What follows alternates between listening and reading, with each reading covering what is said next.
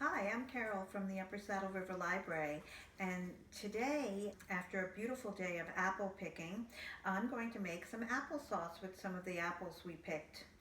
So there are basically four ingredients in this applesauce. Apples, a little bit of water, and sugar and cinnamon, which are optional if you're not, take a liking to those, or if you like your applesauce less sweet. So let's start with our first step. We're going to peel the apple. This applesauce uses 6 apples, medium size, a few more if they're smaller. Some of mine are a little small, so I'm going to probably use 8 apples. And then I'm going to cut the apple. Remove the core. And then cut it into chunks. Doesn't matter, evenly so they'll cook evenly. There we go.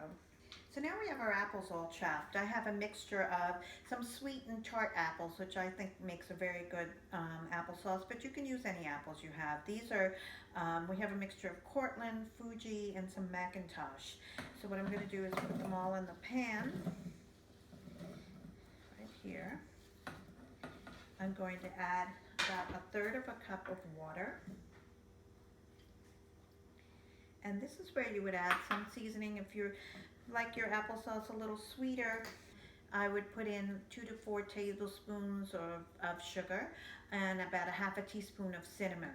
We like our applesauce a little less sweet, so I'm not going to add those, and no one here likes cinnamon, so I'm just going to keep it plain. So now we want to bring up the pot to a boil. Once that begins to boil, then we lower it and cook it for about 15 to 20 minutes till the apples with a fork feel tender. So we'll be back when they're all ready to go.